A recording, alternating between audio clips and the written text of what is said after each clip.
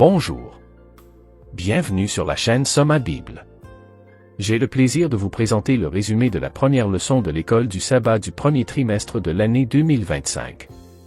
Avant d'entrer dans cette leçon, n'oubliez pas de vous abonner et de cliquer sur l'icône du pouce levé pour soutenir notre mission de diffusion de l'enseignement de la Bible dans le monde entier.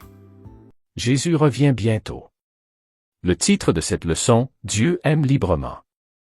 Prions. Père céleste, merci pour ton amour et le don de ton Fils. Jésus, merci de nous avoir révélé le Père et de nous avoir donné la vie éternelle. Guide-nous dans toute la vérité et aide-nous à vivre en harmonie avec toi et les uns avec les autres. Au nom de Jésus, Amen. Notre texte clé se trouve dans Osée, chapitre 14, verset 4. Je réparerai leur infidélité, j'aurai pour eux un amour sincère, car ma colère s'est détournée d'eux. Chers auditeurs, pour cette première leçon de l'année 2025, je vous invite à méditer avec moi sur la profonde vérité de l'amour immérité et sans limite de Dieu. Le thème qui nous occupe est un message d'espoir et de transformation, Dieu aime librement. Il ne s'agit pas d'un amour lié à des limites humaines ou mesuré à l'aune de notre valeur, mais d'un don débordant et volontaire venant du cœur de Dieu lui-même. L'amour qui restaure. Prenons l'exemple de Pierre, qui a renié Jésus 3 fois dans ses heures les plus sombres. Pourtant, lorsque Jésus est ressuscité, il a cherché Pierre, non pas pour le condamner, mais pour le restaurer. À 3 reprises, Jésus a demandé à Pierre, « M'aimes-tu » Chaque question a été l'occasion pour Pierre d'affirmer sa dévotion, effaçant ainsi chaque reniement. Tel est l'amour de notre Sauveur, un amour qui ne nous abandonne pas dans nos échecs, mais qui nous relève et nous restaure. Jésus ne nous pose-t-il pas la même question? M'aimes-tu? Lui qui connaît les profondeurs de nos cœurs ne demande pas de nous faire honte, mais de nous attirer dans une relation plus profonde. Tout dépend de notre réponse à cette question. L'amour qui défie les attentes. Non seulement Dieu nous demande, m'aimes-tu, mais Dieu lui-même aime chaque personne, et ce, librement. En effet, il nous aime, vous et moi, et tous les autres, plus que nous ne pourrions l'imaginer.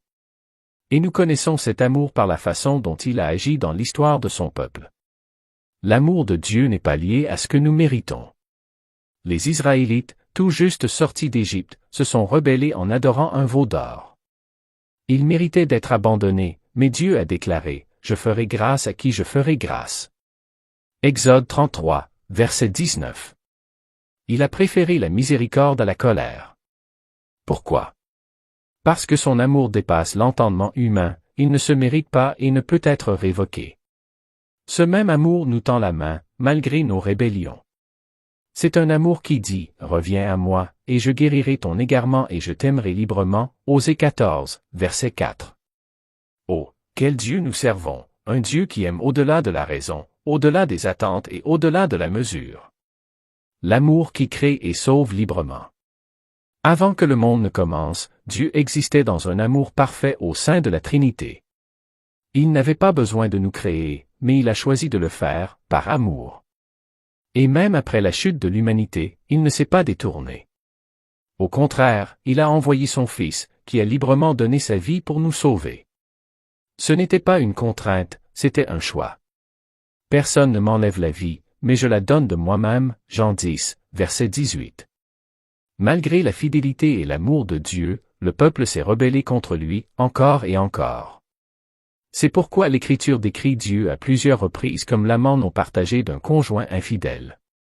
Il a aimé son peuple parfaitement et fidèlement, mais celui-ci l'a méprisé et a servi et adoré d'autres dieux, ce qui l'a profondément attristé et a rompu la relation, apparemment irréparable. Comment devons-nous donc répondre à un tel amour? Il ne suffit pas de le reconnaître. Nous devons porter le vêtement de mariage de la justice du Christ et vivre des vies qui témoignent de notre acceptation de son invitation. L'amour qui appelle et qui choisit.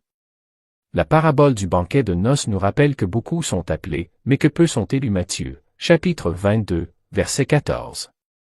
Dieu appelle tout le monde au festin du salut, mais seuls ceux qui répondent par la foi, revêtus de sa justice, s'assiéront à la table. Son amour ne force jamais, il invite, il courtise et il attend. Allez-vous répondre à son appel? Tout au long d'Osée et des récits de l'Écriture, Dieu fait preuve d'un engagement et d'une compassion étonnants à l'égard de son peuple. Bien qu'ils aient à plusieurs reprises couru après d'autres amants, rompant la relation d'alliance, apparemment irréparable, Dieu, de son plein gré, a continué à leur accorder son amour.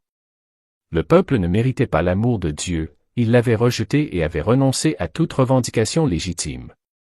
Pourtant, Dieu a continué à lui accorder son amour sans aucune contrainte, morale ou autre.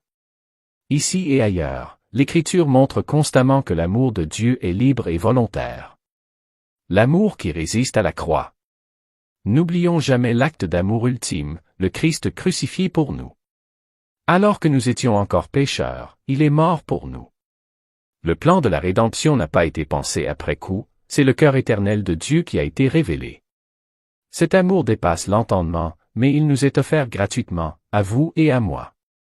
Non seulement Dieu a continué à accorder son amour gratuitement à Israël, malgré des rébellions répétées, mais il continue également à nous accorder son amour gratuitement, même si nous sommes pécheurs. Nous ne méritons pas l'amour de Dieu et nous ne pourrons jamais le gagner. Inversement, Dieu n'a pas besoin de nous. Le Dieu de la Bible n'a besoin de rien. L'amour de Dieu pour vous, pour moi et pour tous les êtres humains est entièrement dû à sa propre volonté. Dieu a librement créé ce monde. Et, à cause de cela, Dieu est digne de toute gloire, de tout honneur et de toute puissance. Dieu n'a pas eu besoin de créer un monde. Avant la fondation du monde, Dieu jouissait déjà de la relation d'amour qui existait au sein de la divinité. À la lumière de cet amour, nous sommes appelés à refléter son caractère au monde. Nous devons déclarer, « Voici votre Dieu, un Dieu de bonté, de miséricorde et de vérité. » Laissons la lumière de son amour briller à travers nous, en parole et en acte, afin que d'autres puissent le connaître. Chers auditeurs, comment répondrez-vous à cet amour? Ne le laissez pas passer. Que votre cœur s'écrie avec Pierre, « Seigneur, tu sais tout, tu sais que je t'aime. » Embrassez l'amour de Dieu qui, gratuitement, restaure, soutient et sauve. C'est le plus grand des trésors, et il est à vous. Amen.